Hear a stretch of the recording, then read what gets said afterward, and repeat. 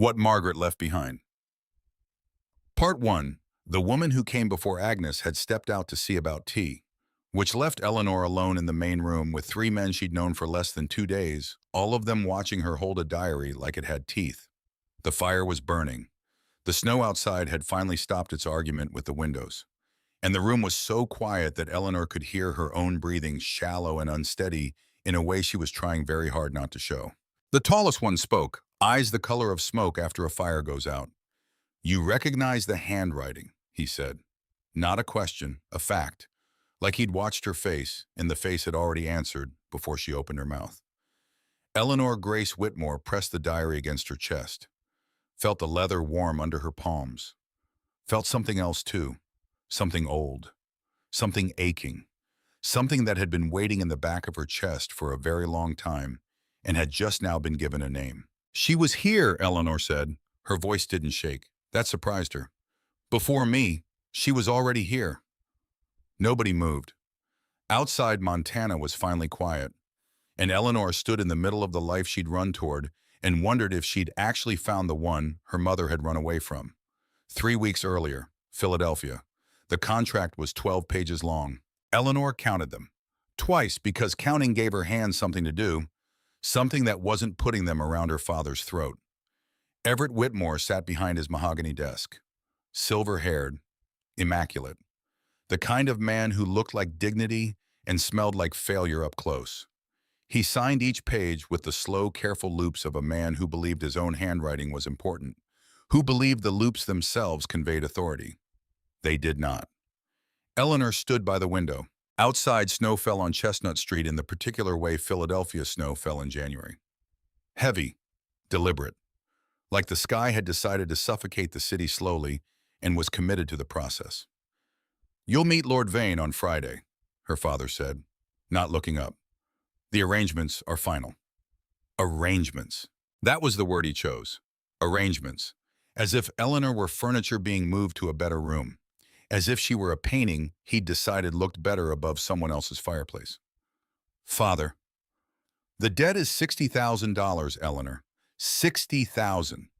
Do you understand what that number means to a family in our position?" She understood. She understood perfectly.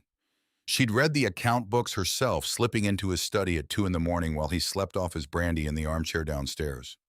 The railroad investments, the card games at the club on Rittenhouse Square, the slow, patient bleed of a man who had never once questioned whether he deserved what he spent. And now the answer to $60,000 was her. "Lord Vane is 70 years old," Eleanor said. "Lord Vane is generous. Lord Vane has had 4 wives. Her father finally looked up. His eyes were pale, tired. Not unkind exactly, just emptied of everything that might have made him her father instead of simply the man who had raised her. Weak constitutions run in certain families. You are young. You are healthy. You are exactly what he requires. They died father, all 4 of them, within 5 years of the wedding. That's enough. I read the files. That is enough." His voice didn't rise. It never rose, which was somehow worse than shouting. A man who shouted still had feeling in him somewhere.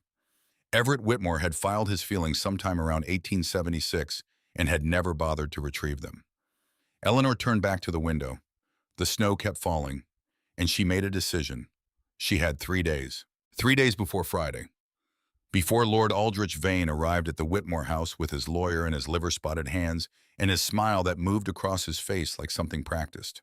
Something installed rather than grown. She used every minute of those 3 days.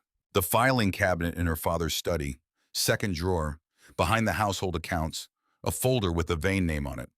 She opened it at midnight, his brandy glass still visible through the study door, heavy breathing beyond it. She moved fast, knew what she was looking for.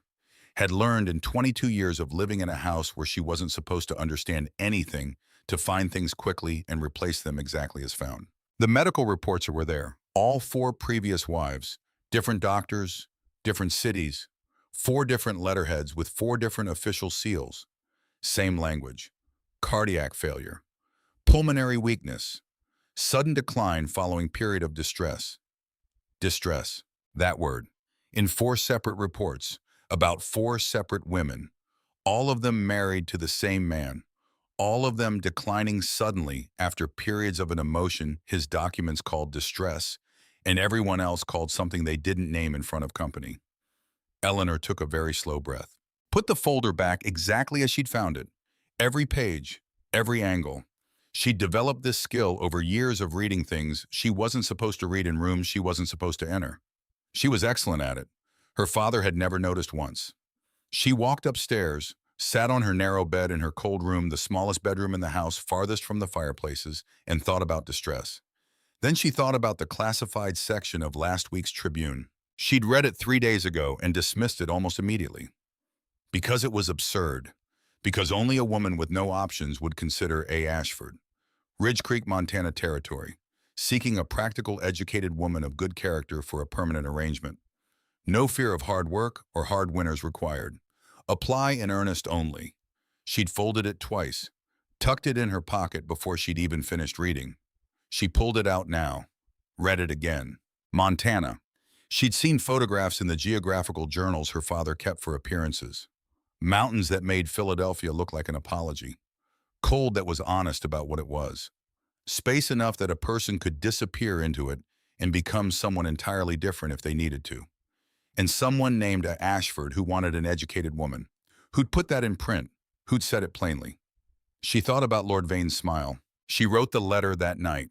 Short, practical. No mention of Philadelphia. No mention of Lord Vane, or the $60,000, or the 4 dead women. Just I am 22 years of age, good health, some education, willing to work hard and learn what I do not know, seeking a fresh arrangement in the West. I can arrive within 10 days of receiving your response. She didn't sign it, Eleanor. She signed it E. Whitmore. Let him wonder. The reply came in 48 hours. A telegram, spare and absolutely direct. Letter received. Come. Eleanor stood in the hallway holding that telegram and felt something shift in her chest, like a door opening in a room she'd thought was solid wall. Come. Not please come. Not if you're certain this is what you want. Not we would be delighted to receive your further correspondence at your earliest possible convenience. Just come. Direct as a hammer. Somehow that plain directness felt safer than elaborate promises would have. A man who overpromised was a man who needed to convince you. This man wasn't trying to convince her of anything. She had 36 hours. Her mother's jewelry was in the attic in a hat box on the 3rd shelf. Not the Whitmore family pieces Everett had sold those 2 years ago, without mentioning it to cover a loss he'd never admitted to anyone, including himself. These were smaller things her mother had kept separately. Apart from the family inventory, a pearl brooch with a tiny crack in the setting, a gold ring worn smooth on one side from years of contact with a finger Eleanor remembered, a pair of earrings with seed pearls her mother had worn on Sunday mornings when she thought no one was watching her touch them. Eleanor carried the hat box to a pawn shop on Walnut Street in a neighborhood where no one would recognize her face. The man behind the counter had sharp eyes and the expression of a man who'd been offered sentiment in place of market value many times before and had learned to hold firm. He offered her less than the pieces were worth. She knew it. He knew she knew it. She took the money anyway, because time mattered more than the difference. $220. She counted it twice, tucked it inside the lining of her traveling coat where it would stay warm and secret against her ribs. She packed one trunk, heavy wool dresses, her most practical boots, her mother's shawl, the gray one, with the fringe that smelled faintly of lavender even now. The 3 books she absolutely could not leave behind, which meant she had to leave behind her winter cloak, which meant she would be cold on the train. Fine. Cold was survivable. She had surviving on her list of things to do. She left no note, which was perhaps cruel, but cruelty works in both directions and always has. Her father had signed his name 12 times on 12 pages about what her life was worth and had not consulted her once. So, she left. The train west took 4 days. 4 days of watching America get bigger and wilder and more honest about itself the farther from Philadelphia she got. Cities giving way to towns, towns giving way to settlements, settlements giving way to nothing but land and sky, and the particular variety of loneliness that belongs to places that exist completely independently of whether any given person is there to observe them.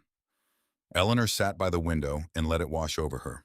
She had the Tribune clipping, Read it so many times the fold lines had gone soft. A. Ashford, practical, educated, no fear of hard winners. She was not afraid of hard winners. She was not entirely sure she was afraid of much of anything anymore. She had been afraid for so long, for years, for her whole adult life, for the entirety of every dinner party and morning room and evening in that cold Philadelphia house, that the fear had worn itself down into something quieter, something that sat differently in the body. Not courage exactly, more like exhaustion that had made a decision to move forward instead of lie down. She did not let herself think about Lord Vane. She did not let herself think about her father. She did not let herself think about what happened if A. Ashford turned out to be something worse than both of them combined. She thought about mountains instead, about the particular quality of cold that was honest, about becoming someone else in a place that didn't know who she'd been. Ridge Creek, Montana Territory, January 7th, 1887. The train stopped. Eleanor picked up her one small trunk, straightened her spine, adjusted her mother's shawl, walked out onto the platform, and stopped. Because the cold arrived first, the particular Montana cold that doesn't politely sit on your shoulders, but moves through you like it's looking for something on the other side, like it has somewhere to be, and you're merely the quickest route. She'd expected cold. She'd prepared for cold. She had dressed for cold and thought about cold for 4 days on the train. She had not prepared for 3 men. 3. Standing on the platform in a loose cluster, all of them looking at her, directly at her, with the focused attention of people who knew exactly who they were waiting for. Very large men. The kind of large that registers in your body before your brain has finished processing the information. Like standing in front of something that rewrites your sense of scale. Your body knows before you do. Eleanor's first thought was wrong platform. Her second thought was wrong state. Her third thought arrived very quietly in a voice that was trying hard not to panic. Oh no! The one in the center stepped forward. He moved the way terrain moves, slowly with absolute certainty, like he'd already decided his destination and the ground had agreed with him. He removed his hat. The face underneath it was carved from granite, square jaw with a few days of dark stubble, high cheekbones, a straight nose that had probably been broken once and set itself without consultation, and eyes that were simply gray. Not blue-gray, not storm gray, not any of the romantic descriptors for gray, just gray. The actual color of the Montana sky in January when it hasn't decided what kind of weather to be yet. Miss Whitmore, his voice came from somewhere below his chest, deep enough that Eleanor felt it against her sternum more than she heard it with her ears. I'm Callum Ashford. He said it like it was the most ordinary thing in the world, like 3 men meeting one woman on a train platform in a Montana blizzard was simply how Tuesday worked. These are my brothers. Brothers. The word traveled slowly to wherever words go when they arrive, and you don't know what to do with them yet. The one to Callum's right stepped forward, slightly younger, longer dark hair that curled slightly at the collar, brown eyes that were warm in a way that registered immediately warm, and genuinely smiling like someone had said something funny on the ride to the station, and he hadn't entirely let go of it. Reed Ashford, he said. We're glad you came. You look frozen already. We should get you inside something. The third brother stayed back against a post with the studied casualness of someone who'd decided he was going to watch how this unfolded before he entered it. Copper threading through dark hair caught the flat gray winter light, green eyes the color of creek water in early spring. He was watching Eleanor with an expression she could only describe as professional appreciation, the look of someone taking careful stock. Finn Ashford, a slow grin that started at the corners and took its time arriving at the center. The letter didn't do you justice, just so you know. Eleanor turned back to Callum. The advertisement, she said, careful, even. A. Ashford. A deliberate pause. Singular. Callum's eyes stayed on hers, steady as the mountains behind him. Ashford. All 3 of us are Ashford. We share the name. We share the ranch. We share most things on this mountain. Most things, Eleanor repeated, testing the weight of it. We can explain the rest on the ride. He reached for her trunk, took it from her hands before she decided to let him. Storm's moving in fast. We need to leave now. You're asking me to get into a wagon with 3 strangers in a Montana blizzard. I'm asking you to not stand on this platform until the temperature drops another 10 degrees. He held her gaze. Would you prefer to stay? She looked at the platform. Snow already beginning again light, but purposeful. Temperature dropping with the efficient determination of a place that didn't believe in being subtle about its weather. She looked at the three Ashford brothers. She thought about Lord Vane, about liver-spotted hands and the smell of expensive decay, and 4 death certificates with the same language in all of them. She got in the wagon. The road wound upward through timber so old and thick it felt like passing through something that had been standing since before anyone thought to give names to things. The trees pressed in close on both sides, dark even in mid-afternoon, their branches heavy with snow accumulated over days. The higher they climbed, the more insistently the snow fell. The wind developed opinions about everything. Eleanor sat on the wagon bench between Callum and Reed, which had not been her choice, but had been the choice made by the available space and the physics of a bench that was exactly wide enough for 3 people who were breathing. Finn drove the team from the front board handling the reins with the easy skill of a man who'd done this in every possible condition of Montana winter and found most of them manageable. The warmth coming off the 2 men on either side of her was, she acknowledged this only to herself privately, without letting it show on her face, remarkable, like sitting between 2 stoves that had learned to walk. Nobody spoke for a while. Snow, wind, the rhythmic complaint of the wagon wheels. Reed broke the silence first. Not with anything weighty, just, "You came from Philadelphia." "Yes." "Long journey." "Yes." "First time west of Ohio." "Yes." He nodded, seemed to find this entirely acceptable information. Didn't push further, which Eleanor noted as a quality worth recording. Then Callum, without introduction or preamble, "Your last name." Eleanor looked at him. His eyes were on the road ahead. "Whitmore," he said. "Where does your family come from originally?" "Connecticut. We moved to Philadelphia when I was 7. My father's business." She stopped. "Why, your mother?" Eleanor went still in the particular way you go still when something lands that you weren't braced for. Something in his voice, a quality she couldn't immediately identify, like someone handling something with great care, something that had been broken before and mended imperfectly, and he knew it and was being deliberate about not applying pressure. "My mother died when I was 15, Eleanor said. She was from New England originally. Margaret Whitmore before she married my father." "Why are you asking about her?" The wagon hit a deep rut in the frozen road. All 3 of them jolted, their bodies pressed together briefly and then apart. Callum's jaw moved, just slightly, tightening. He didn't answer, not yet, not then. Then the storm made up its mind. One moment, heavy snow but traversable. The horses working steadily, progress being made. The next moment, white, complete, everywhere. The kind of blizzard that doesn't negotiate or announce itself, just arrives and takes possession the way a new owner takes possession without particular interest in the previous arrangement. The horses screamed. A branch enormous carrying a week's worth of accumulated snow in one thick mass cracked somewhere above the road with a sound like a rifle shot and came down directly across their path. The horses reared. The wagon lurched sideways, the back wheels losing purchase on ice that had been there all along, waiting for exactly this opportunity. Everything tipped at an angle that meant something was about to go wrong and couldn't be stopped. Eleanor felt herself leave the bench, felt it precisely. The specific weightlessness of falling which your body understands before your mind does. The moment where gravity stops being a concept and becomes an event happening to you personally. And then arms. Callum's arms. Already around her, already having made the decision before she was fully aware she was falling.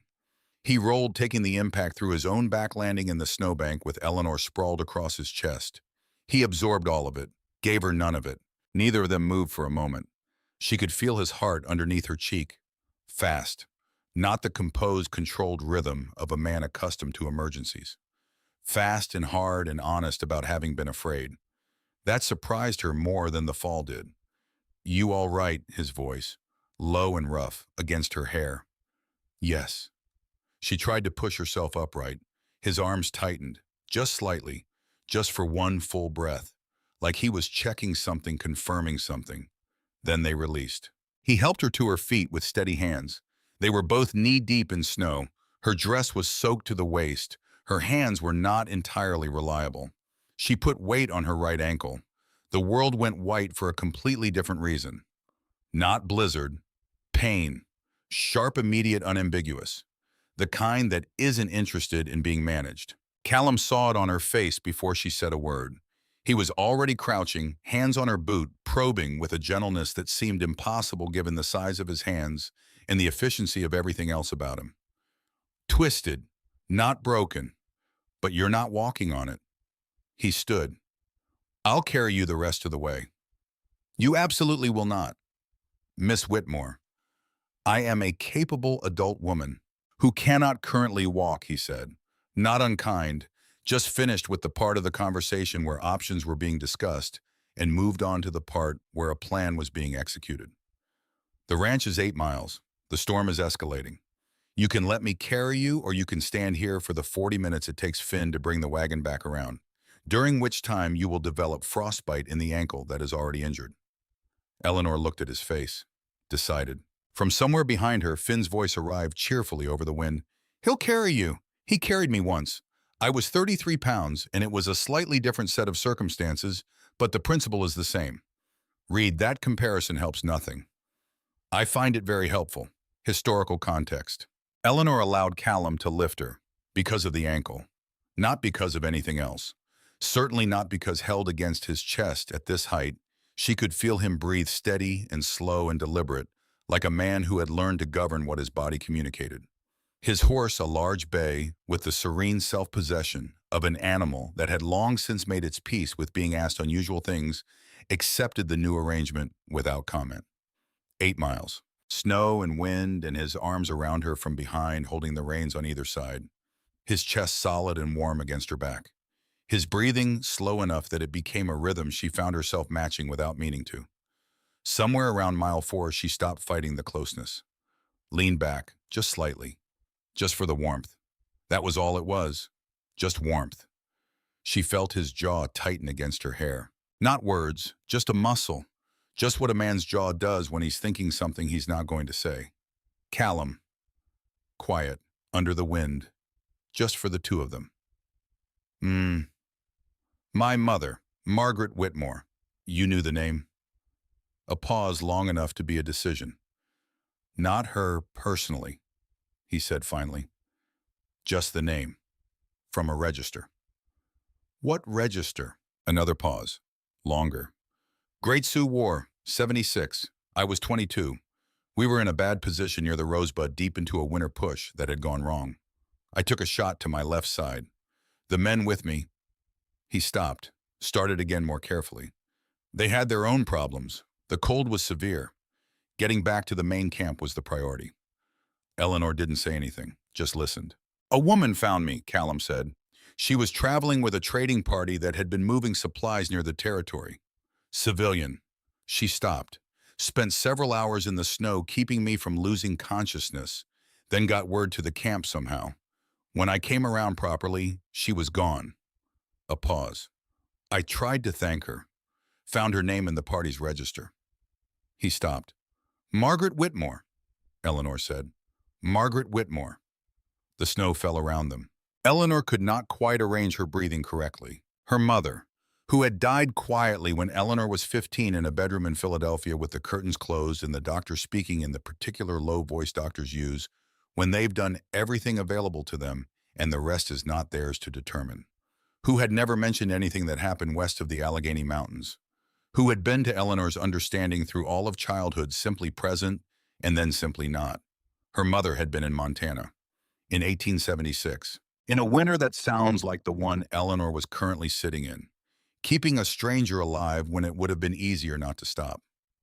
She never told me, Eleanor said, and her voice did something at the end of it, a small fracture, just at the edge. She didn't owe anyone that story, Callum said, quietly, with the care of someone putting something fragile down on a surface they trust. Some people keep the things that belong to them. Eleanor turned this over, around, examined it from the other side. You've been carrying that for 11 years, she said. More or less. You never went looking for her. Once lost the trail in Pennsylvania. A pause longer this time, more weighted. I stopped after that. It felt like something that had already decided how it was going to be. Like pressing against a decision that wasn't mine to change. And now here Eleanor was, Margaret Whitmore's daughter, on his horse, in his arms, in the Montana winter, arrived out of a classified advertisement and 36 hours of desperation straight into the life of the man her mother had saved 11 years ago. Patterns, she thought. Patterns in things. She didn't say that. But he said yes, very strange. To answer the question you didn't ask. She didn't know what to do with that, so she did nothing with it. She leaned back against his chest and watched the lights of the ranch appear through the white dark ahead of them like something that had been there a long time waiting to be found by the right person at the right moment. The Ashford Ranch was not what she'd expected. She'd expected rough, functional, the physical embodiment of a newspaper advertisement, practical, adequate, no pretense. She'd expected it to look like survival. It did not look like survival. It looked like someone had cared about it for a long time. Wide porch wrapping three sides of a two-story timber house built from wood that had been chosen carefully and fitted together with intention. Warm light pressing through the windows from the inside amber and steady like the house was offering itself to anyone standing outside in the cold. The barn was large and solid in the way that things are solid when they've been maintained by people who understand that maintenance is not optional. Outbuildings arranged with practical precision. Three chimneys exhaling smoke into the dark. And the smell when Callum carried her through the front door. Wood smoke, pine resin, bread that had been baked recently. Something savory simmering. The specific smell of a house that is lived in by people who have decided to live in it fully rather than just occupy it. Reed went directly to the kitchen. "I'll heat water for a bath." Finn appeared from somewhere already without his coat. "Horses need seeing to. I'll take care of the barn checks." Callum carried Eleanor upstairs without discussion, down a hallway that was plain and clean, through a door at the end into a room that had been made ready for someone. Clean linens, a fire already burning in the small hearth. A window that looked east. She would find out in the morning that east was the mountains. He set her on the bed with the care of someone handling something he didn't want to damage. Knelt to remove her boots. His hands on her injured ankle were gentle in a way she hadn't prepared for from a man built on his scale. "Swelling's already started. You'll stay off it tomorrow, possibly the day after." "I can't impose on my... I know you can manage things," he said, not dismissively, just as facts stated without judgment. "That doesn't mean you have to manage this one alone." She closed her mouth. He stood, moved toward the door. "Callum," he stopped. "My mother saved your life," Eleanor said. "And now here I am, in your house." He looked at her across the width of the room, gray eyes in the firelight. "Yes," he said. "Here you are." And that was the whole conversation. The bath next door was the most purely physical thing Eleanor had experienced in years. Not pleasure, exactly, more like the settling of a long unpaid debt between herself and her own body. The hot water reached things she hadn't realized were cold. She stayed until it cooled, which took longer than she'd expected. Then dressed in the clothes they'd left folded on the stool, oversized one of theirs warm and clean, and carrying the smell of this house in the fabric, and made her way back downstairs on one careful ankle. All three men were in the main room. Callum by the fireplace with his arms crossed, and his gray eyes doing the quiet work they did, measuring, cataloging, attending. Reed at the long wooden table with a ranch ledger open in front of him, and a lamp positioned precisely. Finn on the floor cross-legged working on something involving a length of rope, in a configuration that was either a sophisticated knot or a very personal project that nobody had been told about. All three looked up when she appeared in the doorway, which was a considerable amount of looking. "Sit down before the ankle decides for you." Finn, without looking up from the rope. "It always gets worse the second time you put weight on it. Ask me how I know." "How do you know?" "Complicated relationship with the barn roof." He glanced up, grinned. "Long story, several sequels." She sat. Reed pushed a bowl of stew across the table without ceremony. Hot. Rich. She ate 3 spoonfuls before she remembered that she was supposed to be conducting herself with some semblance of composure and professionalism. Set the spoon down, folded her hands. "I came here," she said, "expecting to meet one man." "The advertisement said Ashford," Callum said, from the fireplace, arms still crossed. Watching her with that quality of attention he had, precise and patient and not unkind. "All three of us are Ashford. We share everything on this mountain. The name, the ranch, the work. And you're all, she stopped, started again. Looking for the same wife. Yes, Reed said, gently, like someone stepping carefully onto uncertain ice. Eleanor looked between the three of them. This is either the bravest thing you've ever done, or the most catastrophic decision of a life that has had some very poor decision-making moments recently. Probably both, honestly. That's not a conventional arrangement, she said carefully. No, Finn cheerfully, like she'd pointed out that Montana was large. It's really not. In fact, it's unconventional, Reed offered, politely. It's technically outside the law in most states, Callum said, which is why if you agreed you'd be married to one of us on paper, legally, recognized. But in reality, in this house, on this ranch, he held her gaze, you'd be part of all three of us, the way we share the land and the work and everything we've built here. Eleanor sat very still. Not from shock, she was well past shock. Shock requires an expectation to violate, and she had put most of her expectations down somewhere in Ohio and kept walking. It was more like standing at the edge of something very high up and looking down at what was below and calculating. I need to understand precisely what you're offering, she said.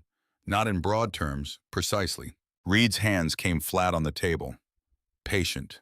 Calm. The hands of a man who'd learned to sit still with difficult things. A home that's real. Three people who will treat you with respect and do right by you. Work that uses your mind, not just your appearance.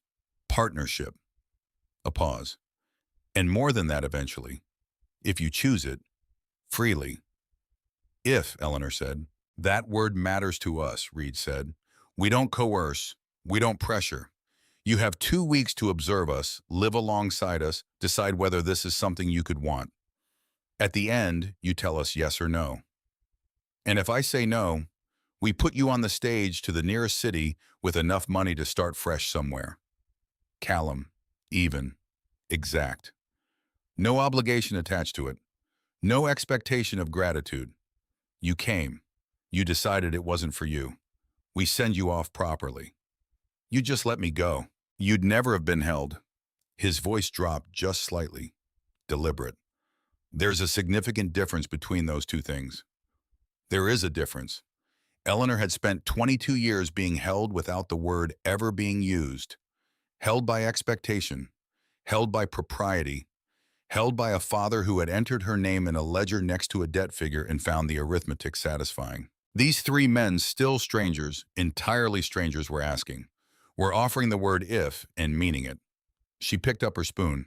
I'll think about it, she said, and went back to the stew, which was genuinely very good and which she was hungry enough to want and honest enough with herself to eat. Finn made a small sound that was probably satisfaction. Reed turned back to the ledger. Callum turned to face the fire. Later, Finn told a story about a fence post and a black bear that made Reed press one hand over his face and made Eleanor, entirely against the better judgment she'd been exercising for the past week, laugh. Once. Fully. It surprised all four of them, including herself. She went to bed still thinking about it, lay in the too clean, unfamiliar bed, and listened to the storm finishing its business outside, and thought this is either the beginning of something or the end of me, and found somewhere underneath the exhaustion and the fear and the 11-day weight of running that she didn't know yet which it was. She slept without dreams, which was the first mercy in a very long time. Morning came gray and cold and precise, the kind of mountain morning that has made its decisions and is ready to move forward with them. Eleanor's ankle was worse, purple-edged and swollen in a way that made the boot a theoretical exercise rather than a practical one. But she could stand, could move to the window. And there were the mountains. She'd seen photographs, geographical surveys in her father's library, illustrations in travel journals. None of them had managed to convey this. In photographs, mountains looked large. These were something else. Insistent, present, like they were in the conversation whether you acknowledged them or not. Like they had something to say and had been saying it to this valley for 10,000 years and were prepared to continue regardless. Eleanor stood at the cold glass with her hand against it and looked at them for a long time. A knock. Come in. Reed with a tray, tea, bread, something that smelled of herbs and warmth. He set it on the small table without making a production of it, straightened, looked at her ankle with the assessing eye of someone who knew what he was seeing. Colorful, Eleanor said. The corner of his mouth moved, almost. Good word. Stay off it today. I've gathered. He moved toward the door, paused, half-turned the way people do when they've remembered something they weren't sure whether to say. Someone's coming from town this morning. A woman named Agnes Cole. She was at the general store when Finn came through last night for supplies and she heard your name mentioned. Eleanor frowned. She heard my name and decided to make a trip out here. More than that. He chose his words with the care of someone who'd learned that how you say a thing shapes how it's received. She says she has something that belongs to you, that she's been keeping it for a long time, and it's time for it to go to the right person. What's something? Reed shook his head. She wanted to explain it herself. I think you should let her. And he left. Eleanor looked at her tea. Something that belongs to you. She'd left Philadelphia with one trunk and her mother's shawl and 3 books and $220. Everything she owned was accounted for. Everything that was hers in any recoverable sense was either here or gone. She drank her tea, watched the mountains, waited. Agnes Cole was 60 years old and had the appearance of someone who had looked 70 for quite a while and had made her peace with it in a way that transformed it into something else entirely. White-haired, compact in the manner of something distilled. The kind of person who gives off the impression of having spent decades identifying what matters and systematically releasing everything that doesn't. She arrived on a gray horse and walked into the Ashford house the way people walk into places they've walked into many times before, without self-consciousness, without asking whether it was all right. Eleanor was in the main room with her ankle elevated and a borrowed book open on her lap that she had not been reading. Agnes Cole stopped just inside the doorway, looked at Eleanor, and her expression did something that wasn't quite recognition, something older than recognition, something that lives below the surface of it in the place where things that happened 26 years ago still have weight and temperature. She crossed the room, sat in the chair across from Eleanor without being invited. Eleanor found she didn't mind. Agnes was carrying a package wrapped in oilcloth, the kind you use when you're protecting something from weather, from time, from the ordinary damages that accumulate. She set it on the table between them, didn't touch it after. Your name is Eleanor Whitmore, Agnes said. Yes. Your mother was Margaret Whitmore, before she married. The air changed in the room, the way it changes when a window is open somewhere and the pressure shifts. Yes, Eleanor said, carefully. Agnes looked at the package. I met your mother in the fall of 1861. She was 21 years old. She came through Ridge Creek on her way. Agnes paused. She said she was going somewhere. Didn't say where. I didn't ask. I've known enough women moving fast to understand that where isn't always the important part. She moved like someone running towards something and away from something at the same time. Both directions at once full speed. Eleanor's hands were very still in her lap. She stayed 2 weeks, Agnes said. Helped in the store. Talked more than most people talk when they're running from something. She was... Agnes shook her head. The slow shake of someone measuring a loss that hasn't entirely finished settling. She was very bright. The kind of bright that doesn't have anywhere to go in the places that make people like her. Too much of everything they tell you is inconvenient in a woman. Like me. Eleanor didn't say it, but she thought it with enough force that she was half surprised Agnes didn't hear it. And then she left, Agnes said. Back east. She didn't explain why she'd changed her mind. Just said she'd decided the mountains weren't what she'd thought. Agnes's eyes came back to Eleanor, full and direct. She left something behind. Accidentally, I thought at first. Then I read the first page, and I decided it probably wasn't entirely accidental. She pushed the oilcloth package across the table. Eleanor's hands opened it. Not because she decided to, because they did it themselves the way hands sometimes act ahead of the person they belong to. Brown leather, small enough to fit in one hand, worn at the corners from handling the stitching at the spine, thin from years on a shelf in somebody else's keeping.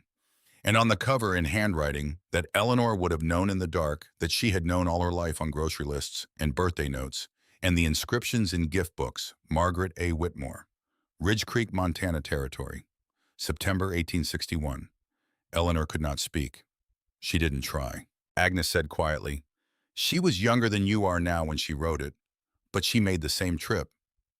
The same trip. Eleanor opened to the first page. The handwriting was her mother's exactly. Not similar, not reminiscent. Exactly. The same hand that had written Eleanor's name on the front of school books and left notes on breakfast tables. Her mother's handwriting in Montana in 1861 was her mother's handwriting in Philadelphia in 1880. The same pen, the same person. Which meant this was real, which meant her mother had been here. She read the first lines, then closed the diary, pressed it against her chest, because she needed a moment. Just one. Before she learned what her mother had written about the choice she'd made. Before she found out what road Margaret Whitmore had stood at the top of and turned away from. Agnes was watching her with the patience of a woman who has learned that some things require their full amount of time and there's no use trying to hurry them. "She wrote about the mountains," Agnes said finally. "Especially the last page. That's the one you'll want when you're ready." A pause that was the length of 26 years. "She wrote I chose the safe road. I wonder sometimes what waited for me on the other." Eleanor's throat closed. Because Eleanor was sitting here, in Ridge Creek, Montana territory, in January of 1887, 26 years after her mother had sat in this same town and turned back toward safety. And Eleanor had not turned back. What does that mean? What does that mean for what her mother chose and what Eleanor is choosing, and whether any of this is chance or whether there are lines in families that run forward through time, whether or not the people carrying them know they're carrying anything? A knock, hard, at the front door. Not the knock of someone who lived here. Not Finn's knock, which was cheerful and slightly more than necessary. Not Reed's, which was polite and waited. Not Callum's, which was brief and stated like a decision already made. This knock was none of those things. Agnes went still in her chair. Something shifted in her expression, not fear, which was too simple a word for it, but something more experienced than fear. The look of a woman who has been alive long enough to know that certain sounds carry information before the event they announce. Callum appeared from the back of the house, moving toward the door with a particular quality of movement. He opened it. A man stood in the doorway, 40s, well-dressed in a way that looked expensive relative to where he was standing. Dark coat, leather document wallet under his arm, a hat with road dust still caught in the felt, a face that had looked at many complicated situations and found most of them navigable.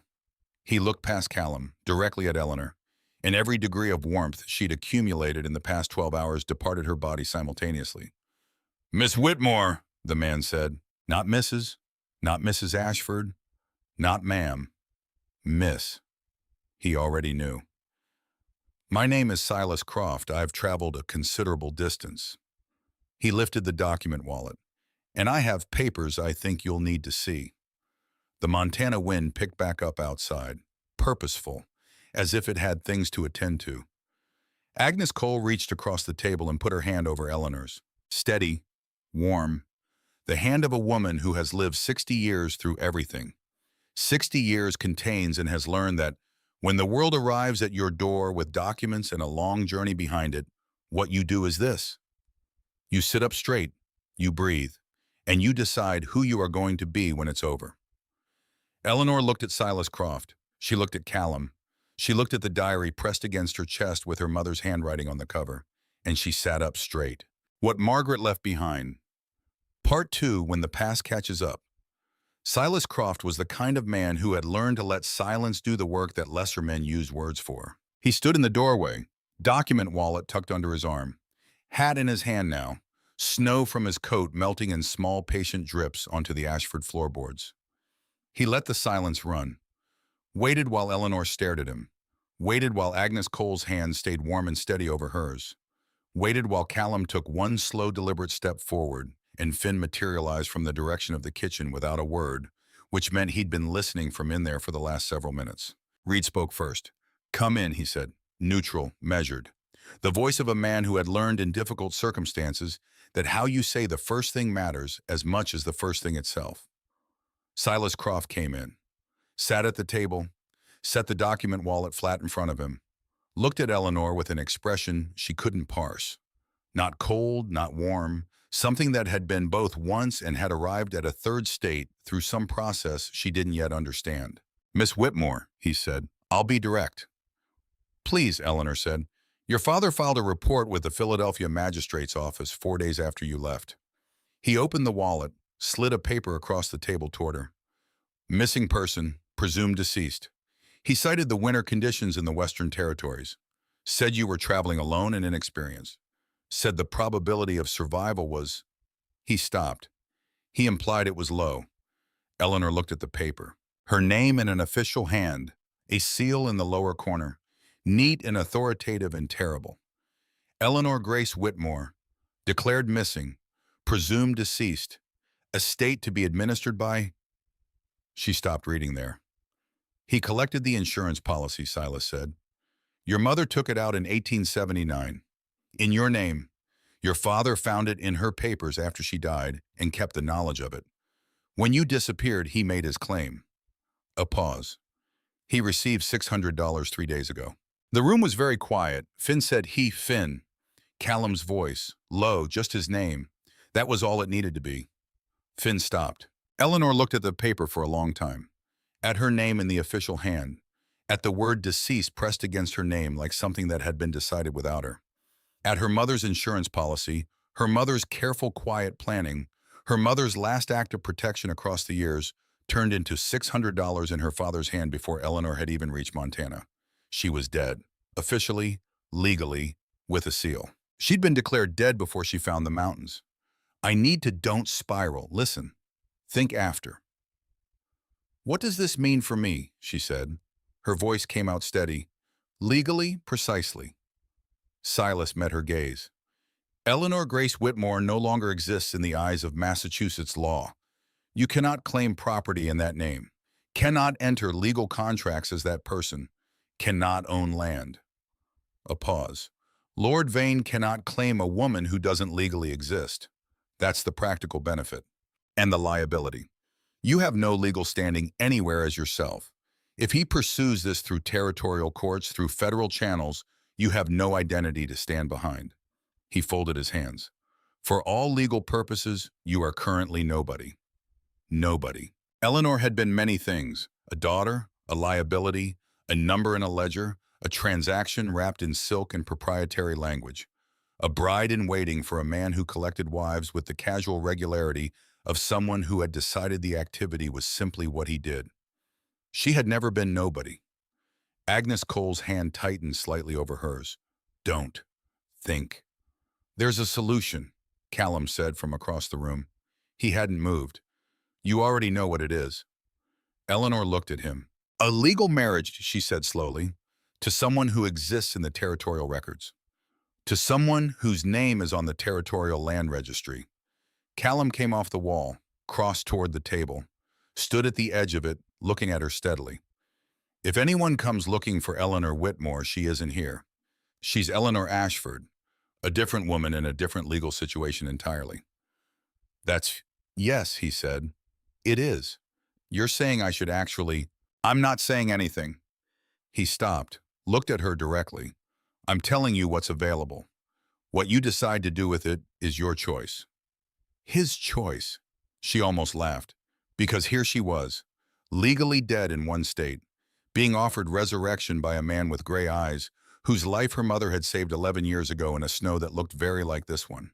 Patterns, she thought again. "If I marry you," Eleanor said carefully, "the rest of the arrangement, the three of you, that stays the same." "Same as before," Callum said. "The name on the certificate is mine. The life is all of ours, if you want it." "If," she said. "That word again," Finn murmured. "Finn," Reed said pleasantly. I know. Eleanor looked at Silas Croft, who had brought this news across considerable distance. "Why are you here?" she asked. "You work for my father. Your job was to find me and bring me back." Silas was quiet for a moment, measuring something.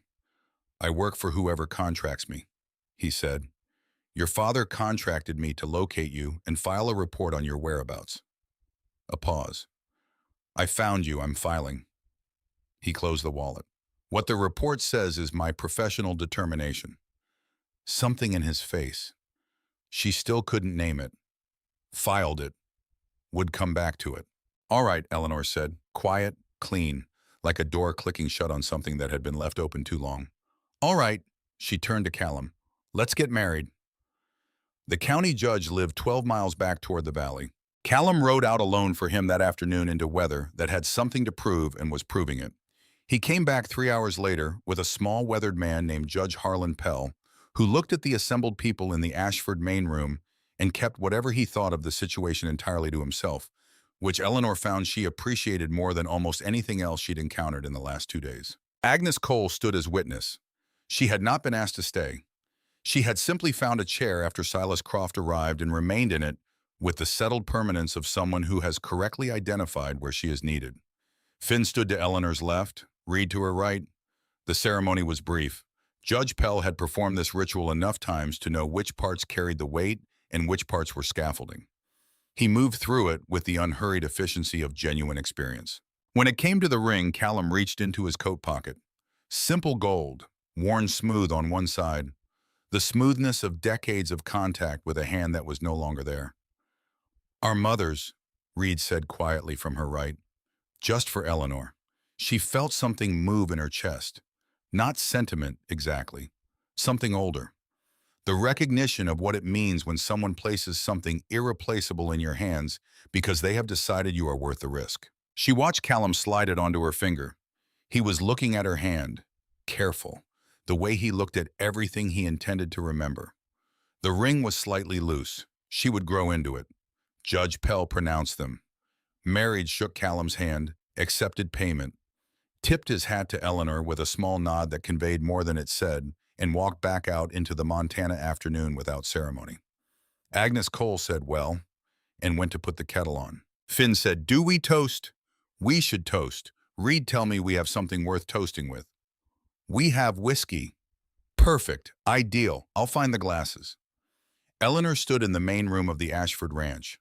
Legally married. Legally Eleanor Ashford. No longer nobody. No longer deceased on a Philadelphia magistrate's paperwork. She waited for relief. What arrived instead was something smaller and more fundamental. The feeling of ground under her feet deciding to hold her weight the way it was supposed to. The 10 days that followed were not what she had expected. She had expected awkwardness, the forced proximity of strangers pretending towards something neither side fully believed yet. She had expected to feel like a guest who didn't know the rules of the house and was in constant danger of breaking something. Instead, it was quieter than that, stranger, more real. She had married on the second day at the ranch. Agnes Cole, who had stayed for the ceremony and seen it properly done, returned to her store in Ridge Creek the following morning and came back on subsequent days when she had reason to once for ranch business with Reed, once with supplies Finn had apparently forgotten to collect. In the days between, Eleanor learned the rhythms of the house, and each of the three brothers found his own way of including her. The first lesson Reed gave her was where a horse carries its fear. He brought her to the barn on day 4 to a bay mare named Clover, who had taken a fence rail hard against her left foreleg and was standing with the particular stillness of an animal bracing for the next thing that was going to go wrong. Reed moved along her flank with his hands open and slow.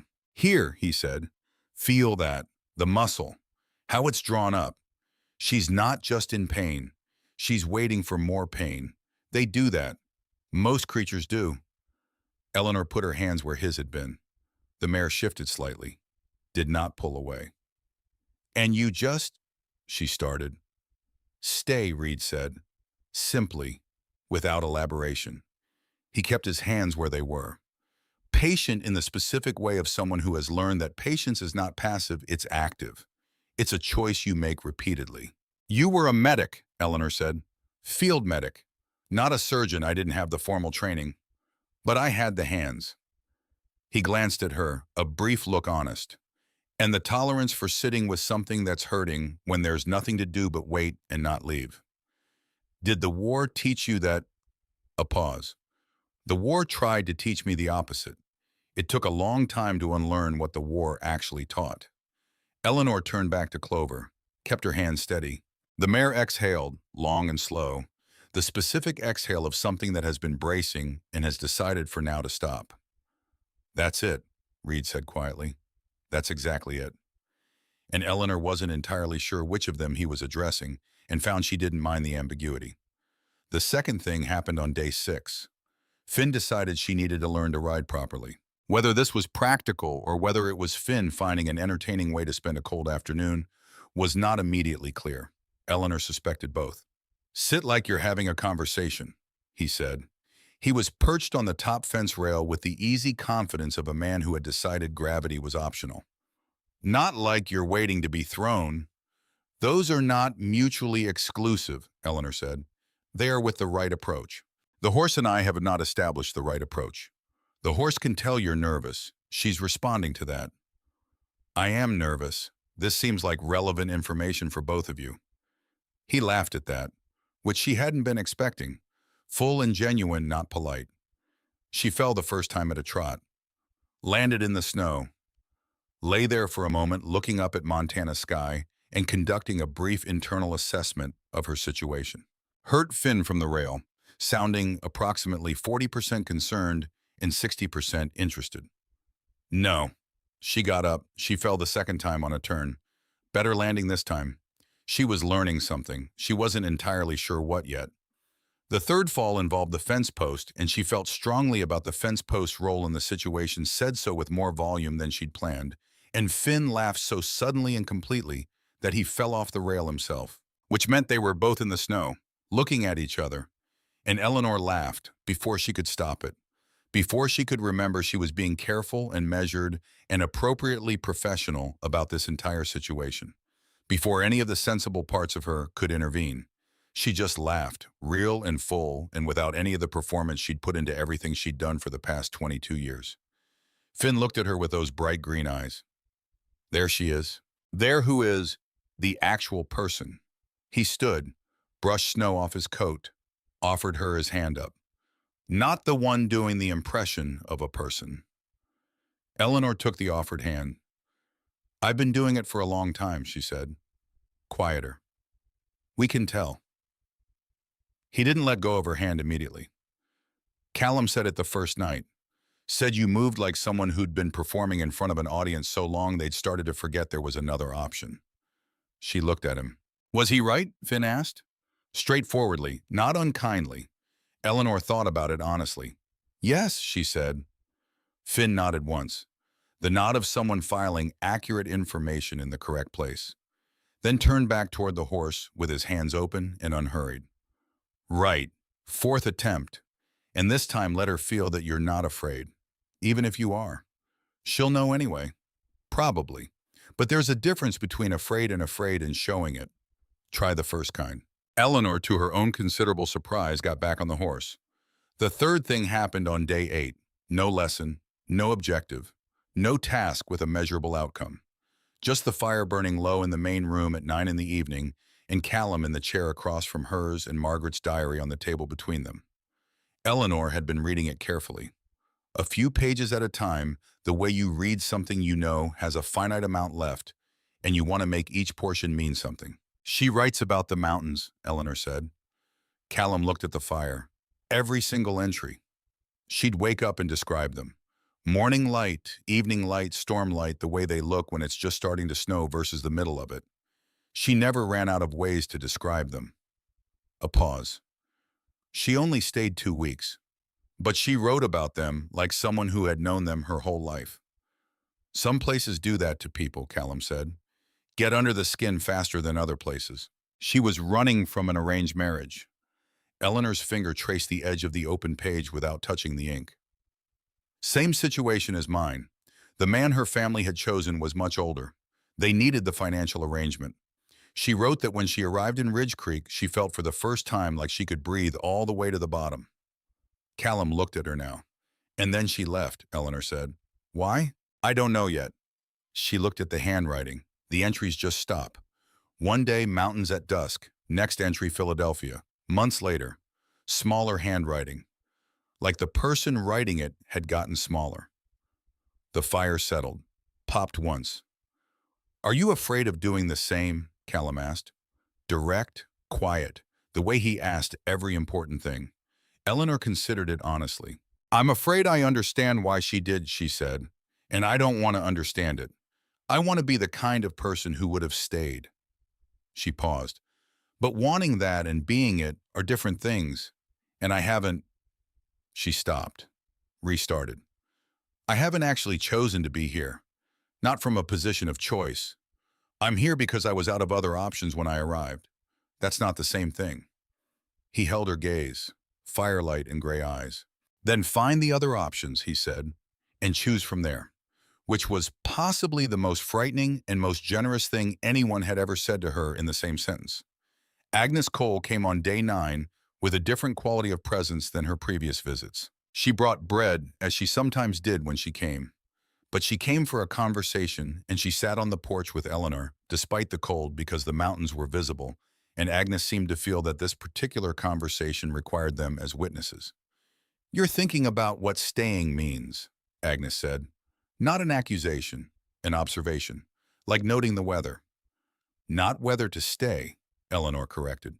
"What it means. The distinction matters." "It does." Agnes looked at the mountains. "Your mother made the same distinction. Those 2 weeks." Eleanor looked at her. "She wasn't unhappy here," Agnes said. "She was frightened of how happy she was. Does that make sense? She'd spent 21 years being told that happiness was something that arrived from outside you depending on circumstances, and you were grateful for it when it came, or you managed without it when it didn't. And then she got here and discovered she was making it, herself, out of ordinary things, which terrified her. Because if you can make it," Eleanor said slowly, "then not making it was always also your choice." Agnes looked at her with the expression of someone who has said something to many people and has been waiting years for someone to hear exactly what she meant. "You're very like her." She went home anyway. She did. Agnes was quiet for a long moment. I think she didn't trust it. Didn't trust that something that felt this real could actually belong to her.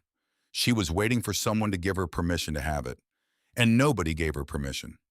So she went back to the life where at least she understood what was being asked of her. Eleanor looked at her hands, at the gold ring on the third finger of her left hand. "The difference," Agnes said, "between being saved and being loved is whether you can still walk on your own afterward. Being saved means you owe something. Being loved means you get yourself back." Eleanor sat with that. "Can those two things coexist?" she asked. "With the right people." Agnes said, "You stop being able to tell them apart, and that's the answer." Eleanor looked at the mountains her mother had written about every single day for 2 weeks in 1861. Her mother had been here, had breathed this air, had felt for the first time like she could breathe all the way to the bottom, and had gone home. Eleanor breathed in, slowly, all the way down. He arrived on day 10. They heard the horses first, 3 of them coming up the road from the valley direction at a pace that had money in it. The particular sound of animals that had been well-maintained their entire lives and moved with the confidence of things accustomed to getting where they were going. Callum went still where he was standing. He'd heard something in it. Reed set the ledger down. Finn came out of the barn at a speed that was faster than a walk. Eleanor looked out the window and saw Lord Aldrich Vane for the first time since her father's study in Philadelphia. He was smaller than she remembered. That was the first thing. He'd been large in her memory, large and present and inescapable. But here in the context of the Ashford Ranch, in the Montana mountains, in the open sky of a January morning, he was simply a 70-year-old man on a horse. He could afford with 2 hired men behind him and a lawyer's case under his arm. And beside him a woman, young, dark-haired, sitting her horse with the posture Eleanor recognized the way you recognize something you've worn yourself. Eyes down, hands folded. Every part of her arranged to take up as little notice as possible. Every part of her saying, "I am here only as much as you require me to be." Eleanor knew that posture. She had worn it for 22 years. Lord Vane dismounted slowly. The slowness of a man who expects the world to wait for him and has not yet been disappointed often enough. He surveyed the yard, cataloged it, looked at the window, at Eleanor, and smiled.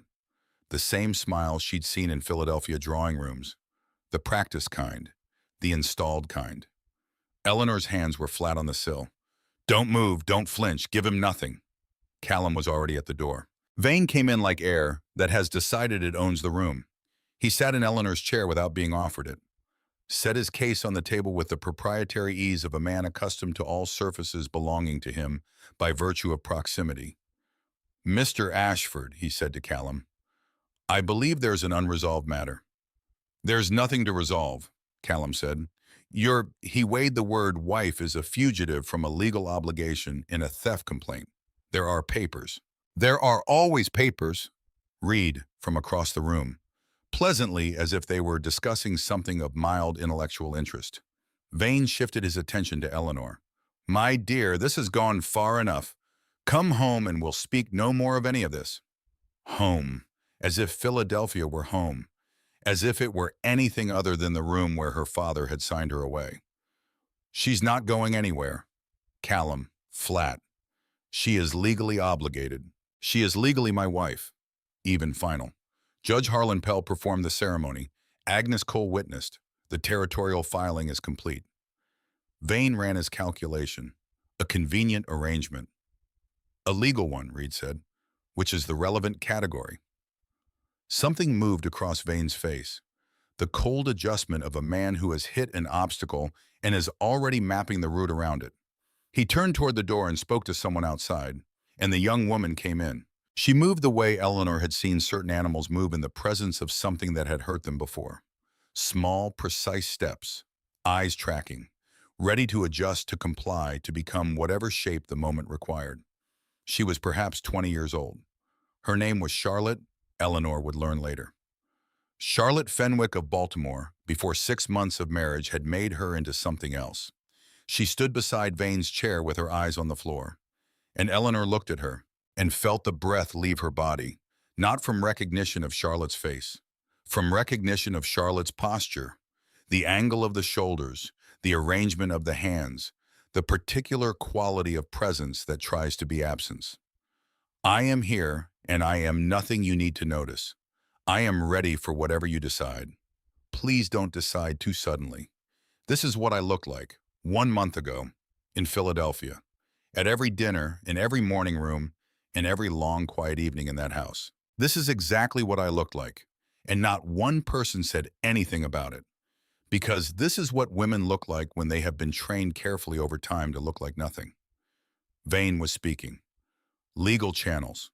Territorial jurisdiction versus Massachusetts law. The document he'd brought. Eleanor wasn't listening. She was looking at Charlotte, who looked up, just once, for half a breath. Their eyes met, and Charlotte looked away immediately, like she'd been caught reaching for something that didn't belong to her. Eleanor's hands curled at her sides. Look back up. I see you. I see what's happening. Look up. Charlotte's eyes stayed on the floor, and Vane kept talking. Your mother's name was familiar to me, he said. Margaret Whitmore. Philadelphia Women's Reform Society, 1878. She submitted a petition to the courts, something about the welfare of women in difficult marital situations. These amateur legal efforts. He smiled, the practiced smile. The petition was dismissed, of course, but I remember the name. She had your quality, that same... He let the pause do its work. Inconvenient certainty that the rules were meant for everyone equally. Something behind Eleanor went very still. Finn. She tried to expose you, Eleanor said. Her voice came out quieter than she'd intended. But it came out. It was there. Vane tilted his head. She tried to make a noise. As I said, it was dismissed. He opened his case. As this will be eventually. The law is quite clear. The law, Callum said, is also quite clear about what constitutes harm. Cardiac failure is misfortune, Vane said. Not harm. 4 times, Reed said. Weak. 4 times, Reed said again. Same voice, same tone. Just placed more deliberately. Like something being set down that has weight. Vane looked at the 3 brothers, ran his calculation again with the updated variables. The results seemed to displease him. He stood, closed his case. I'll be in Ridge Creek. I have time. He looked at Eleanor. We'll settle this properly. He gestured to Charlotte, who stood and followed without raising her eyes. But at the door, 1 step past the threshold, Charlotte's hand moved back, just slightly, fingers opening, not reaching for anything specific, just opening. For 1 breath, then closing, then gone. The door shut. The house was very quiet. Finn said, I'll follow. see where they take rooms, and went out. Reed said, I want to look at what he brought before he filed it, and went to the table. Callum looked at Eleanor. My mother tried, Eleanor said. 9 years ago, while she was fading, while she was getting smaller in that house. She was still trying, and they silenced her and nobody told me. Not once. Something complicated was happening in her chest, grief and fury competing for the same space. I thought she just tended the garden and went quiet and disappeared. I thought that was who she was. She was more than that, Callum said. She was so much more. Eleanor's voice did something at the end of it, and nobody thought it was worth telling me, because I was just a girl in the house, he said. The words from their earlier conversation returned here where they mattered differently. A girl in the house. She almost smiled, not a happy smile, something sharper. He made me invisible himself, and invisible people read whatever they want, learn whatever they want, and remember every word. Callum was very still, listening. Tomorrow he'll come to town, Eleanor said, with documents, with his lawyer. He'll stand in front of witnesses and speak as if ownership is the same as law, and Charlotte will stand beside him, 3 steps behind him, with her eyes on the ground. Yes, I know things about his previous wives, Eleanor said. Not everything, but enough. I know what consistent language across 4 death certificates in 4 different counties means.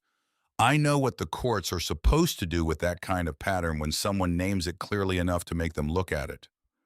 She met Callum's eyes. My father's library had 2 full shelves of legal texts. He never noticed me reading them. It never occurred to him that I might. Callum looked at her for a long time. What do you need, he asked. Simple, direct. Not are you certain. Not have you thought this through carefully.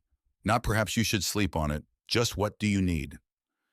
Eleanor had never been asked that question before in her life. Not once in 22 years. Tonight, she said. I need tonight. I need to finish reading the diary. He nodded, once, and moved to give her the room.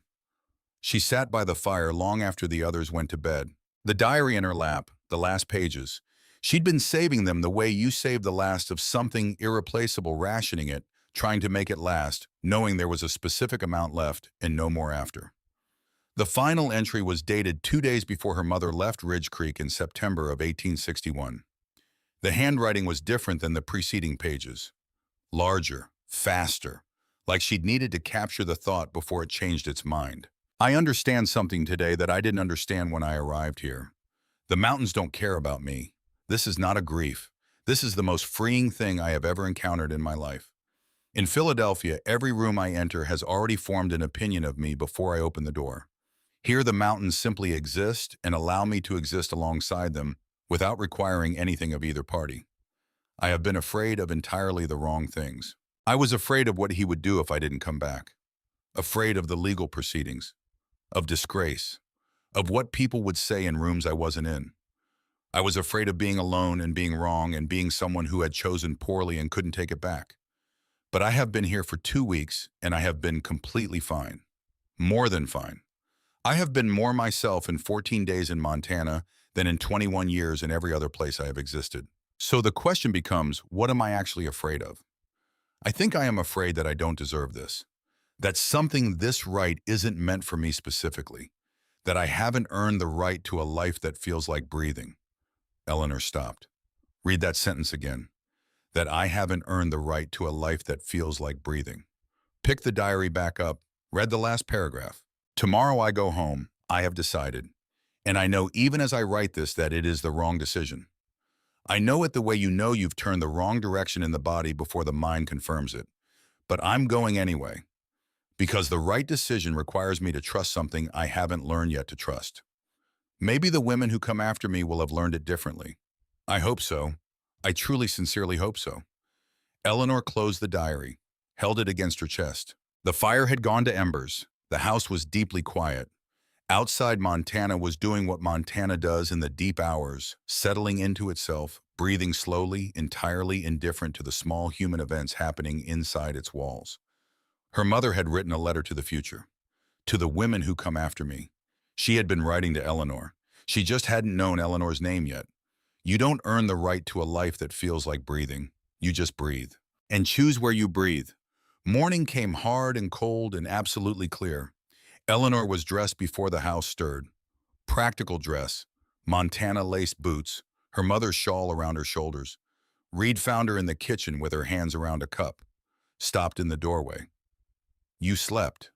Some. She turned. Is he still in Ridge Creek? Finn confirmed. Boarding house. His lawyer was up early. Reed paused. He's planning something public. He wants witnesses. Good, Eleanor said. Reed looked at her carefully. Good. Witnesses work in both directions. She set her cup down. He wants people to see him reclaiming what belongs to him. I want people to see what he actually is. She moved toward the door. I know what consistent language across 4 death certificates means. I know what a contract requires in terms of free consent from all parties, and I know what it means legally when one party to a contract was never consulted about being included in it.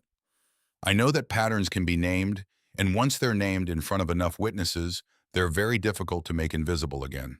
She stopped, looked back at Reed. My mother tried to name it in 1878, she said. She did it alone and they silenced her. But I am a breath.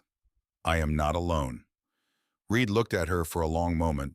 Then he went to the bottom of the stairs and said quite calmly, Callum, Finn, get your coats. Eleanor opened the front door. The cold arrived immediately. Absolute. Honest. The cold of a place that doesn't pretend to be anything other than what it is. The mountains were right there, as they always were, as they'd been for her mother standing in this same territory 26 years ago. As they would be long after every person in this story was gone, and whatever they'd done or failed to do had been absorbed into the general history of the land. She breathed in, all the way to the bottom, and walked out to face the thing her mother had turned away from. What Margaret left behind, Part 3. What she chose. Ridge Creek had 17 permanent residents. Eleanor would learn this later. 17 people who had chosen to stay through the Montana winters, who knew every face that passed through and remembered the ones that didn't belong. By the time she walked down the main street that morning, at least 12 of them were already outside, which meant someone had talked. Which meant Finn, who had gone ahead the night before to watch where Vane's party took rooms and had apparently found time between the watching and the returning to mention to several people that something worth seeing was going to happen in the morning. Agnes Cole was there, standing in front of her store with her coat buttoned and her hands folded and an expression of composed and total readiness. Eleanor found this steadying in a way she hadn't expected to need. Vane was there too, standing in front of the boarding house with his lawyer beside him and his document case open on the railing. Charlotte 3 steps behind him, eyes down, folded into herself, and between them and Eleanor, 12 people of Ridge Creek, Montana territory, standing in the cold with their breath making small clouds and their full attention on what was about to happen. Vane saw Eleanor coming. His smile arrived first, the practiced one. Mrs. Ashford, trying the name on like a poorly fitted coat, letting his opinion of the fit show. I was hoping you'd come to your senses. Eleanor stopped, 10 feet between them. Callum and Reed were behind her, slightly to each side. Finn had taken a position near the edge of the gathered crowd, casual-looking but thought out. Lord Vane, Eleanor said. Clear. Even. The voice she had used for 22 years at dinner tables and morning rooms when she had nothing she was permitted to say and needed to fill the silence anyway. Except that this time she had something to say. I'd like to discuss the contract you signed with my father. His smile adjusted. This is hardly the appropriate venue for... You came here to make a public claim, Eleanor said. You chose witnesses. This is public. She looked at the people around them, at Agnes, at the shopkeeper she recognized, at the liveryman and the woman from the dry goods. You chose them.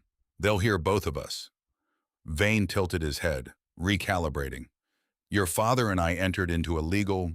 My father and you, Eleanor said, entered into a contract about a person who was not party to, it was not consulted about it, and did not consent to any of its terms. She paused. Let that sit in the cold air. A contract is an agreement between parties who are capable of agreeing. I am 22 years old. I am not property. I cannot legally be surrendered as consideration for a debt. A contract that attempts to do so is not a legal document. It's a description of something that isn't permitted. The lawyer said something quickly to Vane's left, low and private. The contract was financial in its nature, Vane said. A debt settlement between two parties who— The debt settlement, Eleanor said, contained specific language about marriage. Section 3, paragraph 2. She had read it at midnight. She had committed it to memory because that was what invisible women who spent years reading everything they weren't supposed to read were able to do. Miss Eleanor Grace Whitmore, to be given in marriage to Lord Aldrich Vane, no later than the 15th day of February in the year of our Lord 1887. In exchange for the forgiveness of outstanding debt held by Everett Whitmore in the sum of $60,000, the person of said Miss Whitmore to be surrendered as consideration for the said debt. She stopped, then said it again. The person of said Miss Whitmore to be surrendered as consideration. 12 people of Ridge Creek in total silence. Surrendered, Eleanor said. Not married, not joined, surrendered like a position under siege, like something that can be taken and held by someone with enough resources. She looked at him steadily. You drafted that language. You signed it. My father signed it. And it says in plain words that you believed a human being could be transferred as payment for a debt. A pause. Montana common law requires that all parties to a contract enter it voluntarily and with full understanding. I was not a party. I was the object. There is a legal distinction between those two things. You may wish to discuss it with your lawyer. Vane's practiced smile was gone. Something colder in its place. Something older. The face of a man who had been managing women for 50 years by controlling the conditions under which they operated and had encountered one who had stepped entirely outside those conditions. The legal marriage in Massachusetts. I'm not in Massachusetts. I'm in Montana Territory, where I am legally married to Callum Ashford, which means I'm not Eleanor Whitmore. Haven't been for more than a week. You have no claim on a woman named Ashford. The theft charges. The money I took belonged to me by right of my mother's intent in placing it in my name. If you wish to contest that, the territorial court will also wish to examine the insurance policy my father collected on a woman he declared deceased, a woman who is visibly standing in front of you alive and married to someone else. She opened her hands. Because if I'm legally dead, you have no bride. And if I'm alive, I'm already someone's wife. Either way, she looked at him directly. You've come a very long way to run out of options. The lawyer pulled at Vane's arm. Something urgent and quiet. And then something happened that Eleanor had not planned for. Silas Croft stepped forward. He'd been there since she arrived, standing slightly apart against the boarding house wall. She'd seen him and not allowed herself to look directly. He reached into his coat, pulled out a folded document, placed it on the open lid of Vane's lawyer's case. My report, he said, to no one in particular. To the heir. Filed yesterday with the territorial registrar. The lawyer opened it. His expression changed. Vane looked at him.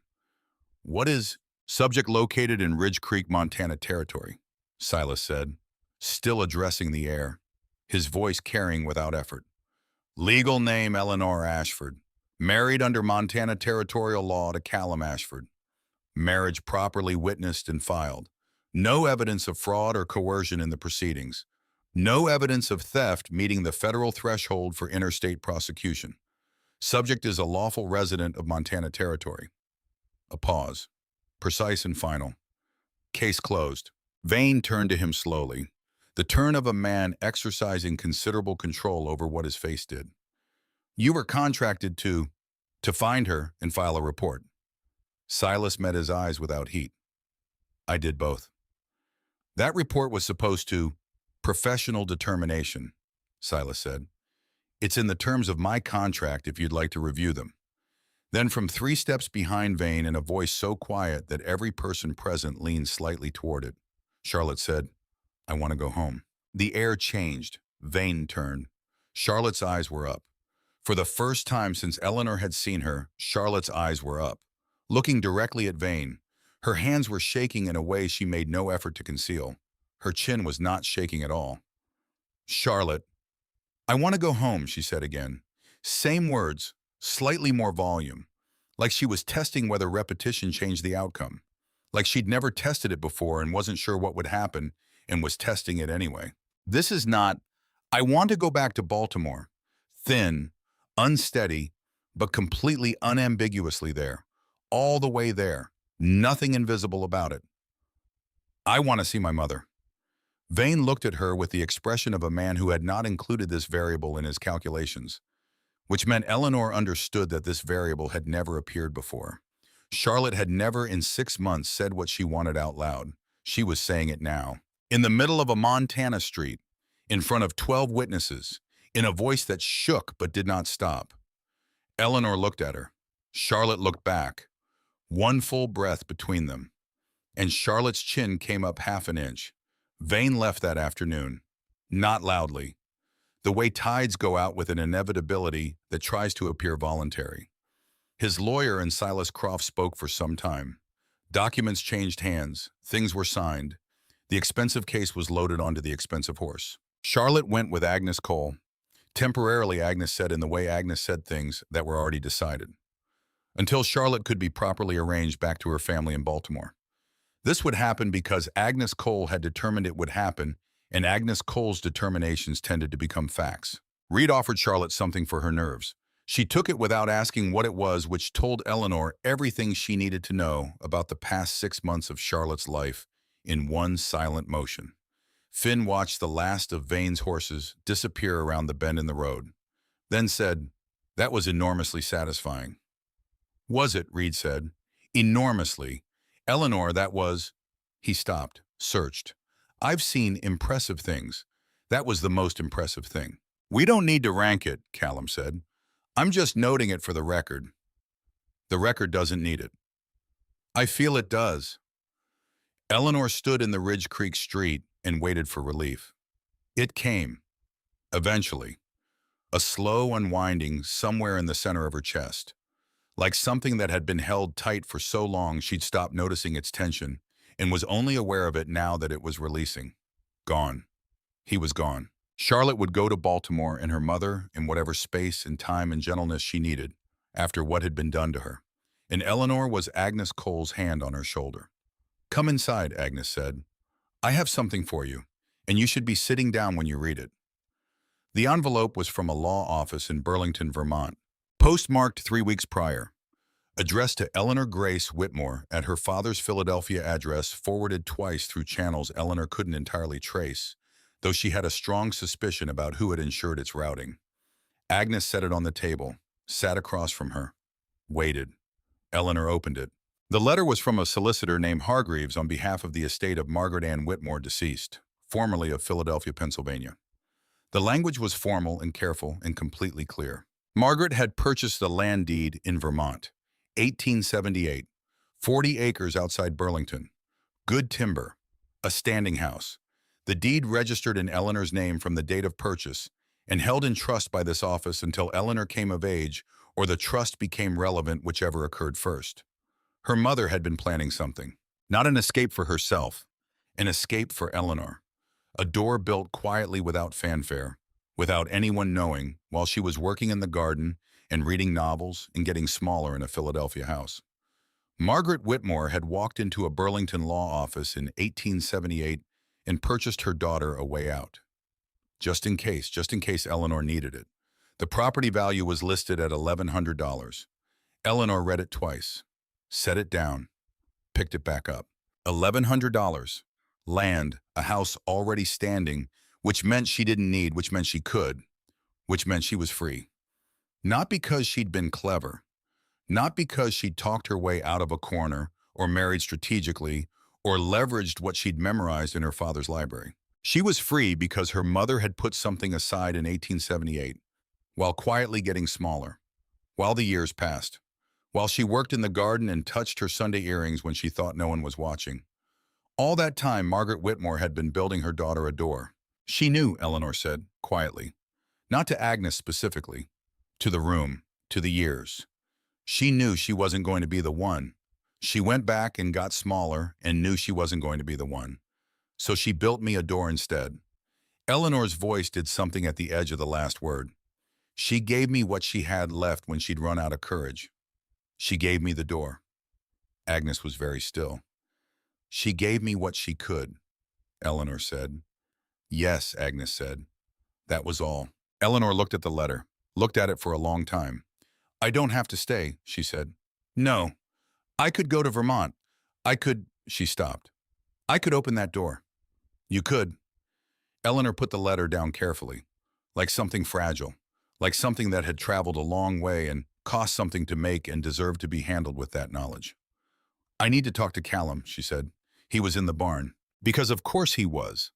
Because Callum Ashford processed difficult things by finding a physical task and applying himself to it with precision and control. Eleanor had learned this in 11 days of living alongside him.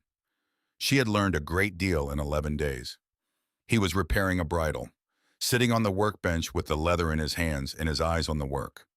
His shoulders carrying that quality of enforced calm that she now recognized as his response to things that mattered. He'd heard, Reed probably, or Finn, or both sequentially trying to be helpful. Eleanor stood in the barn doorway.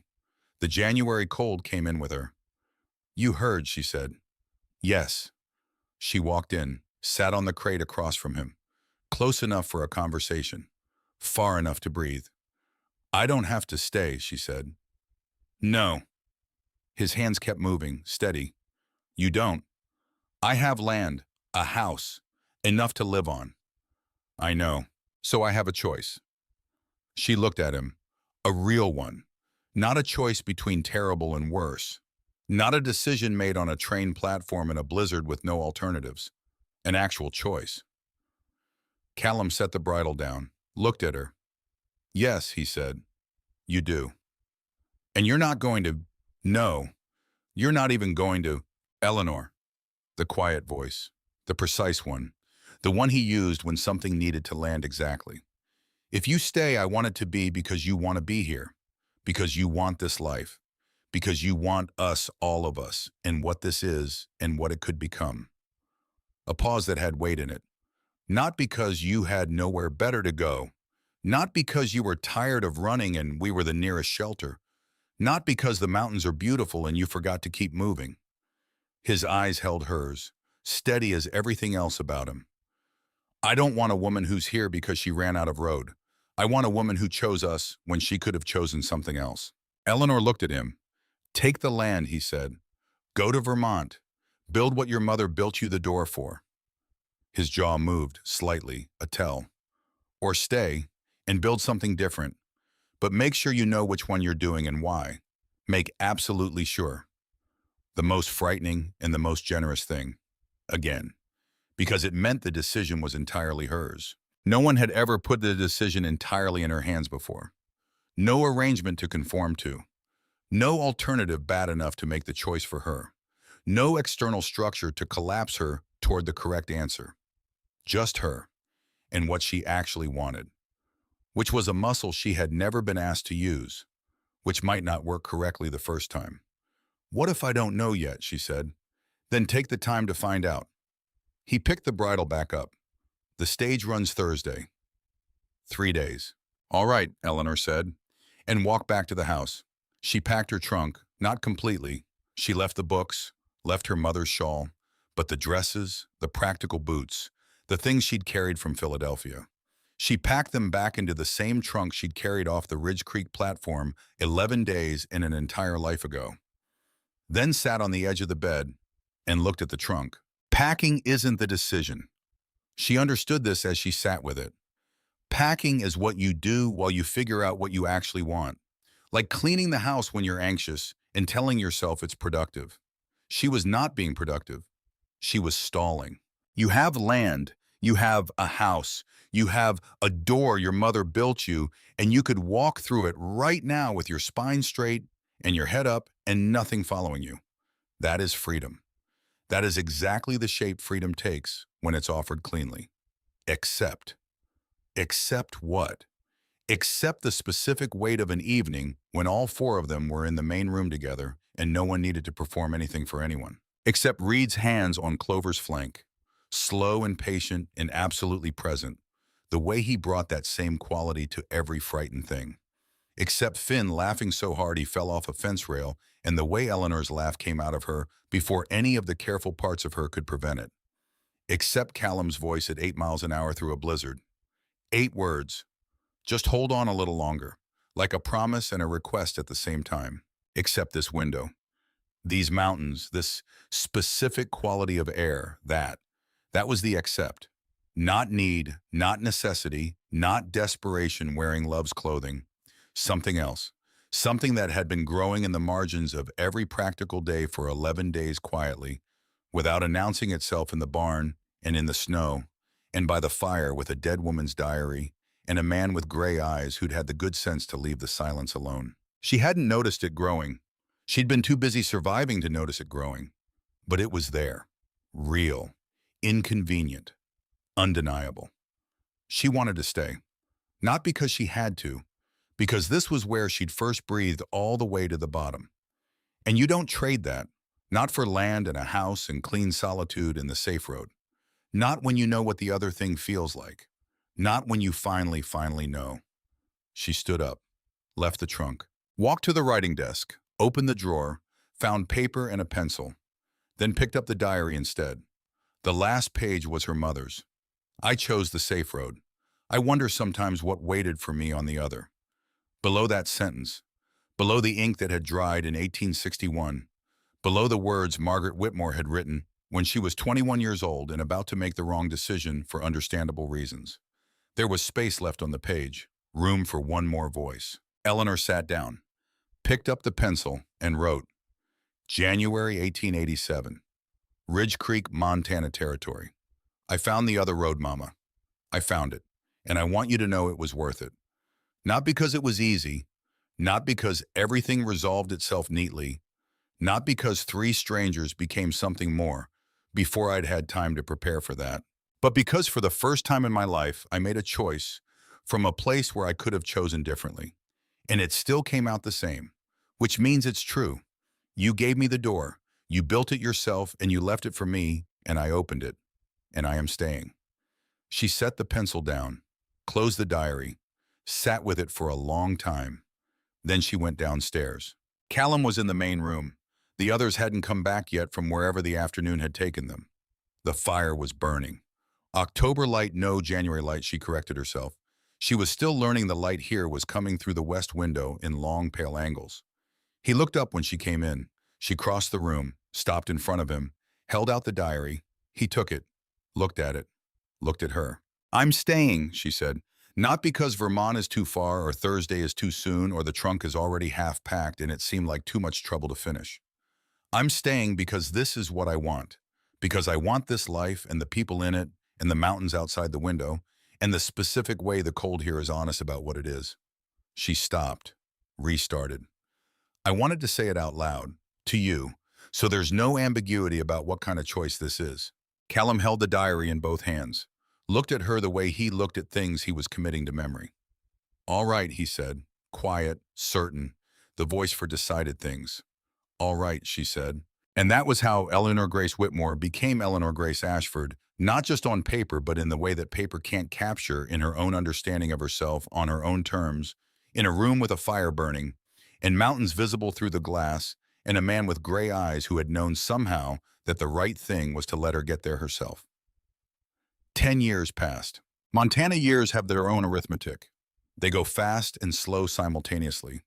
Hard winters that compress time. Good summers that stretch it. The particular rhythm of a working ranch that knows what it is and doesn't require you to explain it to anyone. The ranch grew. Not overnight, not dramatically. With the accumulation of good decisions made by people who communicated well and trusted what they were told. The Ashford timber operations expanded along the valley and into 2 adjacent territories. Eleanor managed all the contracts, all of them, with the sustained attention of a woman who had spent 22 years reading everything she wasn't supposed to read and was now applying every word of it. She had strong specific opinions about contract language, and the people who drafted the contracts learned this and came to respect it. Reed's informal medical practice in Ridge Creek formalized slowly over the years as the need grew and his reputation did. Not through a certificate, but through results and through the particular quality of care that comes from understanding what fear does inside a body because you've spent considerable time afraid yourself. Finn built things. continuously and with enthusiasm and occasional architectural excess, a larger barn, a better porch, an extension to the main house, a chicken coop that was in Eleanor's private assessment significantly more ambitious than the chickens required or appreciated. Finn was very proud of the chicken coop. She said nothing about this. Picking which battles mattered was also a skill she developed in Montana. And children, 4 of them. Margaret first, 8 years old, honey blonde hair like her mother's, and gray eyes that could have come from anywhere in this family, and had chosen to look as much like Callum's as possible. She argued with everything that presented itself as arguable, and had recently decided that the timber contracts were her legitimate domain of concern. Nobody had told her this yet because she would take it as official permission and begin immediately. Then the twins Thomas and James, 6 years old, identically chaotic in ways that seemed to require coordination but had never been proven to be deliberate. Reed could not stack wood without one of them appearing in it within 30 seconds. This was consistent and had never been explained. And Nora, 3 years old, who had developed a sophisticated circulatory system that moved her from Finn to Reed to Callum and back, a continuous loop, as long as she claimed urgent business at each stop and kept moving. Nobody had interrupted this system because it seemed to make everyone involved, including Nora, content. Eleanor watched them from the porch on a Tuesday in October. The particular October light that makes Montana unreasonable in its beauty, the kind of light that makes you feel obscurely that you've been let in on something. Margaret was explaining something to Callum in the yard. He was listening with the expression of a man who had encountered his match and was privately at peace with this. The twins were theoretically helping Reed with the woodpile. Reed's expression said theoretically. Nora had found Agnes Cole, who came on Tuesdays, and was installed in Agnes's lap with the self-satisfied confidence of someone who had correctly identified the best seat available. Agnes looked up and caught Eleanor's eye across the yard, and smiled. The particular smile of a woman who had waited 26 years to find out how the story ended and found the ending satisfactory. It was Agnes who brought the news. That same Tuesday. Over tea on the porch after Nora had moved on to Callum and the yard had settled into its afternoon rhythms. 7 women, Agnes said, in the past 2 years.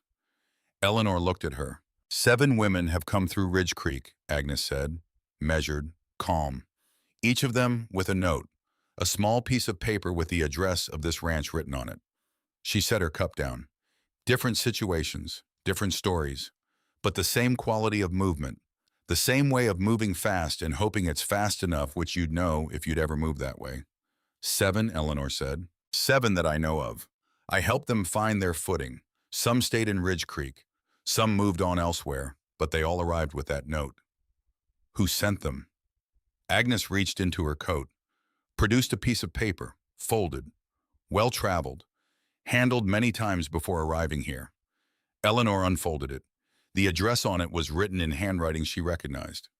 She sat with the recognition for a long moment. Small, precise, economical. The handwriting of a man who had chosen every word carefully and meant them to do specific work. Silas Croft. Eleanor held the note.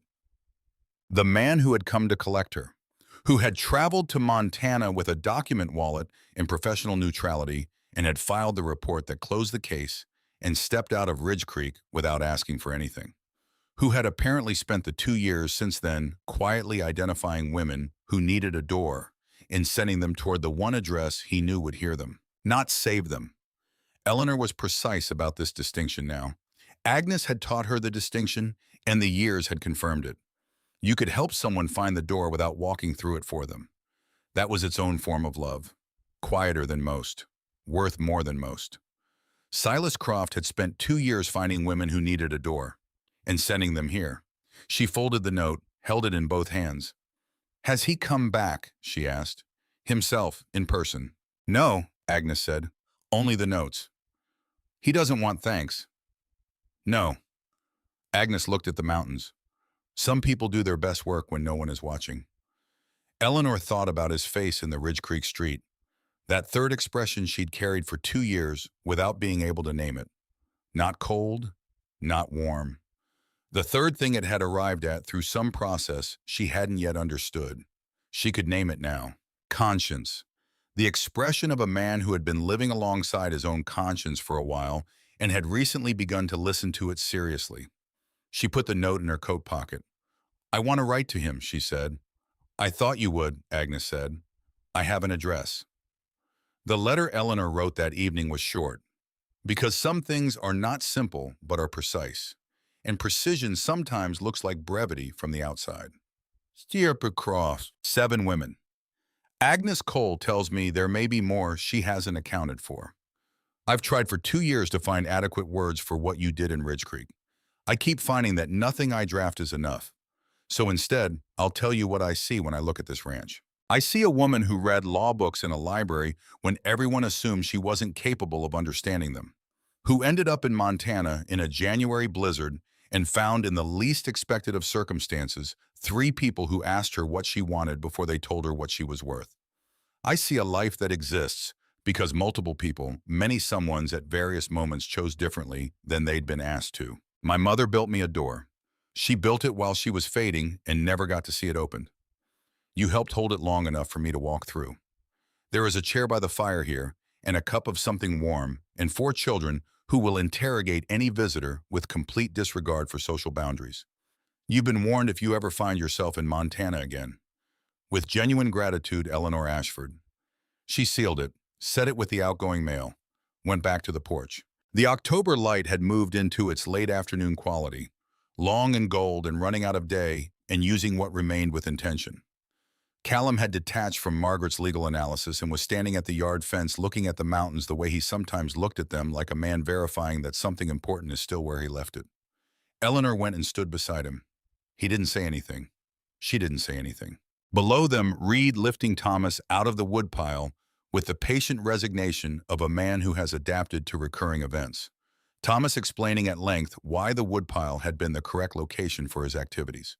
The twins' reasoning was always internally consistent. The outcomes were always inadvisable. Everyone had long since adapted. Finn was working on something near the barn. Extension or improvement or creative interpretation unclear from this distance. Probably fine. Probably more than necessary. Probably something Finn had decided mattered and was therefore making it matter. Nora had left Agnes's lap and was walking purposefully toward the horses, which required interception in approximately the next 20 seconds. "Finn," Eleanor said. "Not loud, just enough."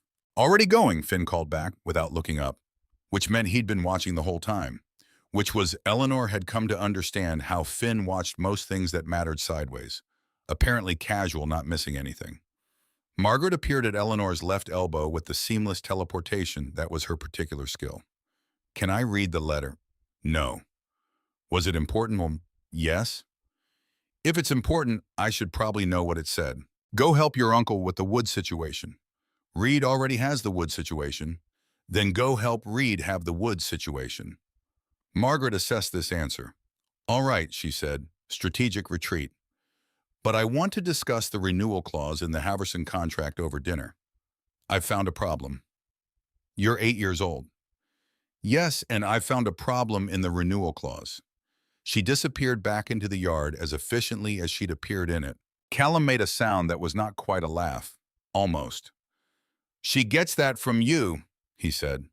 "She gets it from her grandmother," Eleanor said, who had never met any of these people, who had worked in a garden in Philadelphia and faded slowly and quietly in a house on Chestnut Street, who had also at 21 years old stood in this territory and felt for the first time like she could breathe all the way to the bottom, who had built her daughter a door, and whose daughter had opened it, and had found on the other side of it this specific life, these specific people, this particular quality of belonging that isn't loud and doesn't announce itself, but is simply continuously there.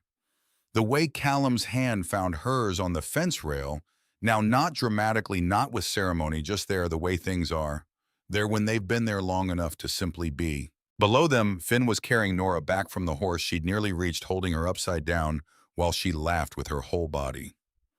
Thomas and James had been liberated from the wood situation and had immediately applied themselves to climbing something of equivalent inadvisability. Reed was making the sound that fell somewhere between resignation and deep affection, which Eleanor had come to understand was Reed's natural register when surrounded by things he loved. Agnes Cole remained in her chair on the porch with her tea cooling and her expression content. The expression of a woman who kept a diary for 26 years, waiting for it to reach its intended reader, and lived long enough to see what happened next. She raised her cup slightly when Eleanor looked her way. Eleanor raised hers back, outside the ranch fence, Montana, which continued in every direction without requiring anyone's permission, which had existed before all of this and would exist after, which contained at present an Ashford ranch and 4 children and 3 men who had placed an advertisement in a newspaper once asking for someone practical and educated and unafraid of hard winters, which contained Eleanor Ashford, who had read that advertisement in a cold room in Philadelphia and understood that it was asking for her specifically even before she knew what that meant. Some women spend their lives waiting for the door to open. Eleanor's mother had built one and spent 17 years hoping the right person would find it. And the right person did, and walked through it, and chose what was on the other side. Not because she had to, because she wanted to, because it turned out that was the only way any of it was worth anything at all.